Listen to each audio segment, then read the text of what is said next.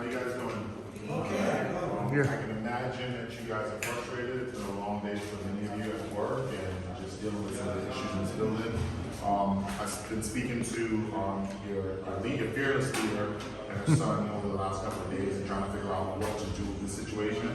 One of the things that our office is committed to doing is having our staff come here, and we've been trying to coordinate that time for Raul and Anthony, who's on my staff, to come and actually take individual complaints. There's building complaints, which will draft a wide letter for about the building complaints. There's very specific things that people have in units that they also need support and services on.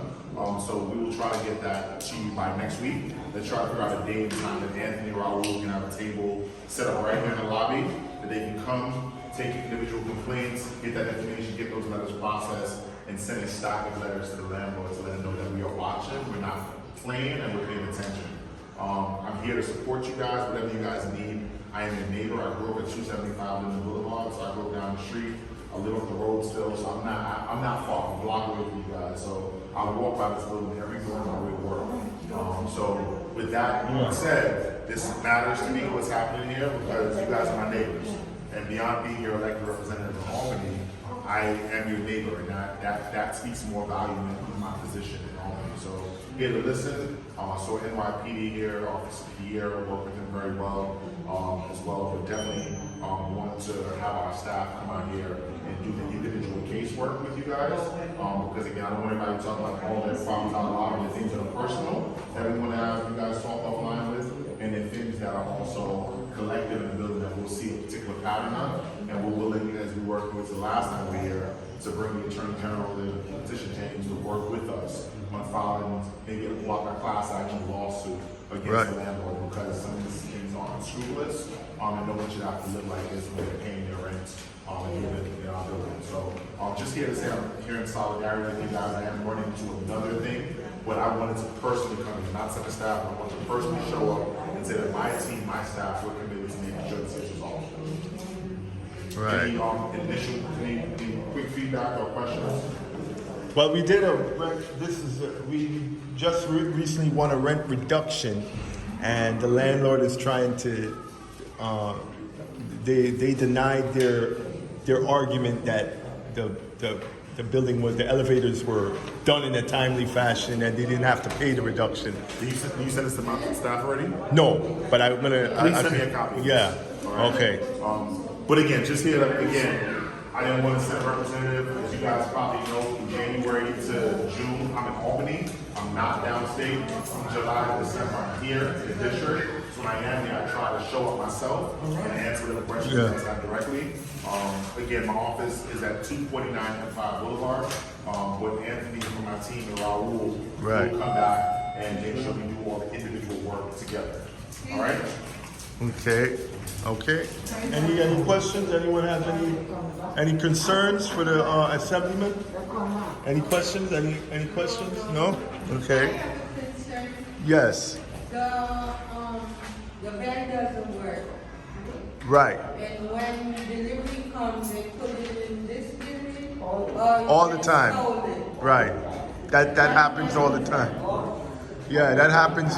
And that's the Amazon. The Amazon's supposed to come to everyone. That's their. No, my van doesn't work, and so the package gets stolen. Oh, well, the landlord.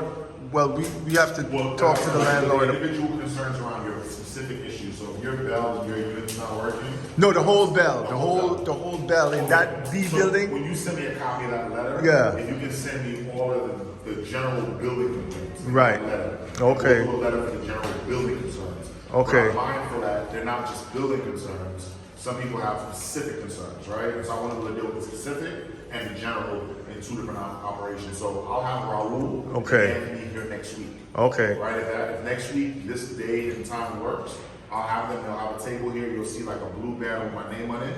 Feel free to give them your information, and they will follow the Department of Buildings, HPD, the Attorney General's office. We can file cases.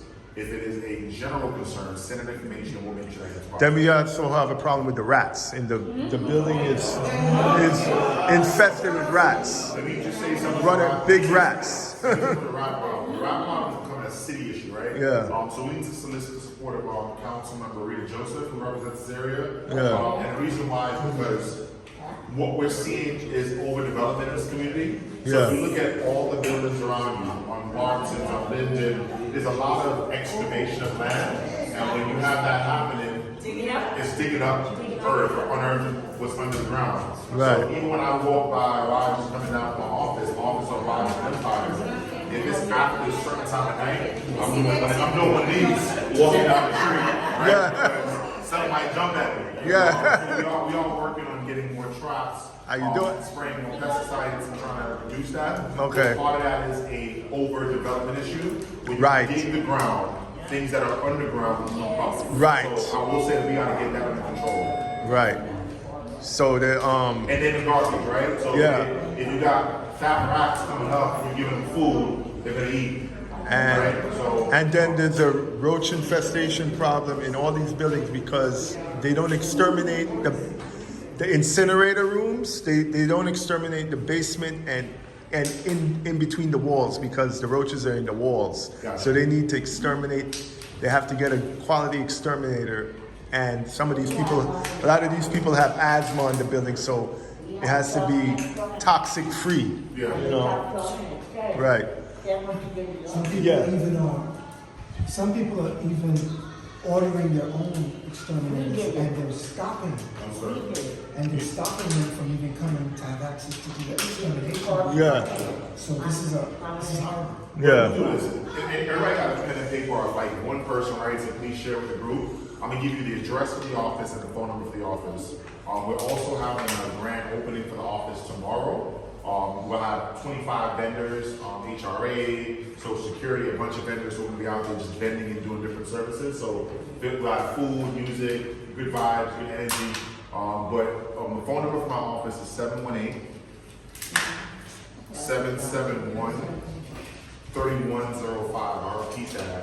718-771-3105. My director of constituent services, which is what you guys need, his name is Raul, R-A-U-L. Give Raul a call, and Raul will take your case individually. And then next Thursday, him and Anthony, who's my special assistant, will come out here and catch what we didn't catch. In the office at 249 Empire Boulevard. It's on the corner of Empire and Rogers. You're gonna see a liquor store. You're gonna see a cleaning store, and I'm in between both. I don't go to the liquor store. I just know it's there. So stop by anytime. Right. Open between 8 o'clock in the morning and 6 o'clock at night. 8 and 6. All right. I got to run to another precinct meeting, but I again wanted to be here because I represent you, and not only do I represent you, I work for you. Right? When you pay taxes, you're paying my salary, you're paying the salary of my staff. So I don't take it, that's not lost on me that I need to show up when you guys call. Particularly when mama calls, I gotta show up. Right. And I got this call at 4:10. Thank you. And they said she called, so I Then a few people are also, there's a few people who had issues with had some side effects from the COVID-19 vaccine. Some people in our building died, unfortunately, from taking the shot. Yeah. So, I would like to, what's the procedure after? So in the state, we stopped the mandate on the vaccine. On record, I've never been pro-vaccine. I've taken the vaccine because I'm in moderate good health. I'm 37 years old. Some people don't want to take vaccines for whatever reason. I am not saying anyone should do anything in their body they don't want to do. I believe a woman has the right to choose if she wants to have a child. I believe a person has the right to choose they want to do a vaccine. I do believe if you're not going to do a vaccine, you should wear a mask, right? I do believe that people who have businesses have a right to ask someone if they're vaccinated and they're not vaccinated, if you put on a mask. And even if you are vaccinated, put on a mask, right? That's a right. So I do believe in that. In terms of some of the side effects, I think hindsight is 20/20, right? Yeah. Meaning that you can Monday morning quarterback a game that happened on Sunday and go, I was in the game, I would have done this or that. The reality is, and when we were having a pandemic, nobody knew what to do. Right. We were all trying to figure it out. And the best thing we could do was just get everyone vaccinated and impose super mandates to try to keep the general population safe. Was that a mistake by the state? Perhaps. Was it the best course of action? Perhaps. None of us actually know. But we do know we lost countless lives as a result of a pandemic that no one wanted to happen. And there were a lot of consequential, both intentional and unintentional consequences of the pandemic. Right. We did the best we could. As legislators, we kind of, now that we have 2 years behind us, we're looking at it and kind of figure out how do we make Right. sense of it. But if people are, I imagine at some point there might be a class action lawsuit against the state and against the federal government for the mandates. Right. I'm not sure if a hold up in Supreme Court, but people are entitled to begin to voice those concerns if you are feeling. There's also a thing called long COVID, which people don't realize. So people who have COVID in 2020 still have breathing issues, still can't smell, still can't taste. There's still some real impacts of the virus. And all I can say to this community is, one, a lot of that is predicated on our health. So to the degree that you can be healthy in terms of a healthy diet, increasing more greens, more vegetables, that's important because it's like driving a vehicle. You put 87 in a car that requires 93, the car's gonna break down eventually. Right. So put the right fuel in our bodies so we can get the right outcome in our body. We cannot control these pandemics.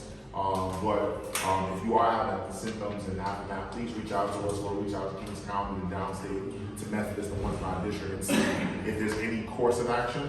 But the best fuel for the body, the best medicine for the body is oftentimes rest and good food. I'm mother's Jamaican, like, so for us, medicine, mint-tea is medicine, right? Right. There's things that we do that are Herbal remedies. herbs. Yes. Yeah, herbs. Wink, wink, nod, nod. But you gotta take care of your body. So please, just reach out to us again. There's nothing too big or too small. Right. Call us and we'll try to do the best we can. Yeah, because a few people, actually, few tenants have complained to me, told me, one woman, her husband passed away after he took the Moderna booster shot. He got a stroke and he went to the hospital and he ended up going to the hospital and they really couldn't do anything for him. So And again, be sure to read the labels on things. Sometimes, like when you get commercials, like they'll say you got a headache and it says this medication may cause a stroke or heart attack. Like they're being serious, right? So you have to figure out. Again, I'm not anti-medicine, anti-docs. People have to know their bodies and what's good for you. I can't tell you what to do with your body, but understand what the side effects can be, and the side effects of taking a vaccine could be death, and the side effects of not taking the vaccine could be death. Right. So you have to be able to swallow that bullet, pill, talk to your maker, your earth, your universe, and figure out what's best for you. Right. Yes, sir. I don't think that response is a good one. I can't hear you. Sorry. No, I don't think that's a good enough response because first, if the person died, that's very serious. Right. Secondly, you're misleading the people when you say that the vaccine would not be safe. Well, I've heard that from myself. I never said No, that. I know, I'm not saying the media, in the general media and from the experts on the radio, they're saying the vaccine is safe. So if a person is saying that the vaccine is safe and then you get the vaccine and according to one who died, then is there the vaccine can't be safe because there are a couple of other people died. Yeah. I mean, again, so again, go back to the first comment I made. One, I believe in choice. Right? Whether that's school choice, whether the child wants to be educated in a public school or a broker school or a charter school, I believe in choice. I believe in the choice of a woman to choose for her body. I believe in adults to choose for their own autonomy what's good for them. I can't tell you how to do that. But I do know that people died from not taking a vaccine, and I know people died from taking a vaccine. You have to decide that for yourself, what's best for you. Now, I think we should have addressed it. Yeah. The issue of the communication. Yes. The media is saying that it's safe, so if it is not safe, you have a responsibility to say about people have died. So we have a balance view. Right. I don't disagree with that, right? Yeah. And I think part of it is this pandemic that we experienced for the last 2 years was totally new. I didn't read all the labels, I didn't listen to all the media coverage on it, to be honest, because I know the media can spin things one way or the other. But again, people gotta figure out for themselves. Even when someone tells you, like, when Trump said, let's go to the Capitol and go storm it, some people went, some people went home, right? People who went home aren't being prosecuted, right? So you have this right as a human, and that's one of the beautiful things about America. You have freedom of speech, freedom of action for the most part. And again, if someone's saying you can't come to a space, I know people who quit their job saying that you can't come back unless you're vaccinated. Yeah. There's a thing called the Great Resignation. right? So people do have choice. You have to figure out what that choice, how that choice works. I appreciate the comment. Yeah. Yeah. But another thing with that whole, the pharmaceutical industry, Pfizer and these companies have so much power, they can just block out the airspace and say vaccines are good. Yep. And even though the data shows 10% of the population are dying from the vaccines, from cardiomyopathy and strokes, and the vaccine actually lowers the immunity of your immune system after the first shot. The scientists have figured it out. They're not reporting that information to the general public because the pharmaceutical company have so much power that they can shut down those reports. Sure. And so how you can battle against that. Yeah, I mean, one thing to know is that it takes, in Albany, it takes us 2 to 3 years to pass anything meaningful. Yeah. And that's just like honest. Yeah. I'm lucky that I've been able to pass 4 bills in 3 months. Right. In the state legislature, it does take quite a bit of time to get things done in Albany, but we figured it out. What we do know is that as a state legislator, in the legislative body, there are essentially 4 powers we have. The power to create legislation, the power to enact the budget, the power to do constituent services, and the most important power we have is oversight and investigation. 2 years after, now the data is coming back in because the data didn't exist 2 years ago. The data wasn't comprehensive a year ago. 2 years later, as we go back to session in January, the hope is that we can look retroactively and quarterback this game. But again, it is easy to wake up on Monday morning and to say, if I was Tom Brady, I would have done this, or if I was LeBron James, I would have done that. Right. The reality is we operated with the information we had at the time. Right. And based on the information we had at the time, it appeared that the better option was to take a vaccine. Right. Years later, we can reflect on that and say perhaps that was the best information, right? I'm the first one to come out and say if we do find that to be true, I will come out and say that. But even with what you're saying, a 90% or 10% were impacted and 90% weren't. Most of us in this room would take 90 over 10%, right? If we're honest, right? And what I do know, right, and I always say to people all the time, we won't always agree on everything, but I'll always listen and I'll always try to learn something different, is in 100 years, 100% of us forget about it. Right? So, and I don't say that I being a joke, but I do mean that at some point there's going to be a trend. Again, while we have life and autonomy and presence of mind, it's up to us to make decisions for ourselves. I am fully support anyone's decision to make a decision about their own body, about their own autonomy on their own. I don't believe that government should be involved in that.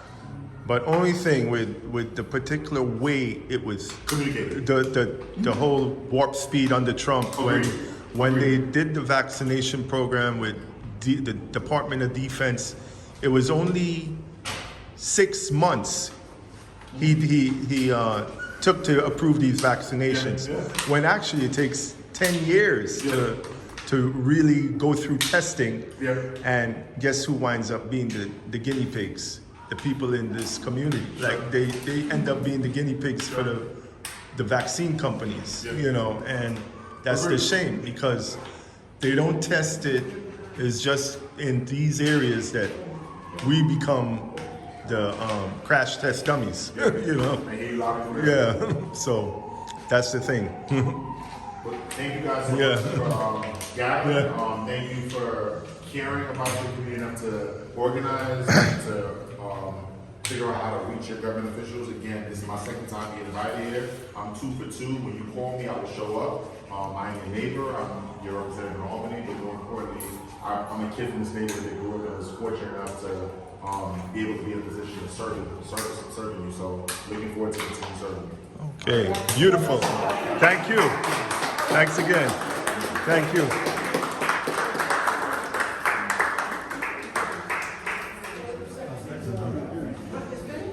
Anything? Jimmy, you want to say anything? You want to say anything? Yeah? Okay. Yeah. Well, I'm going to send you. You got the minute?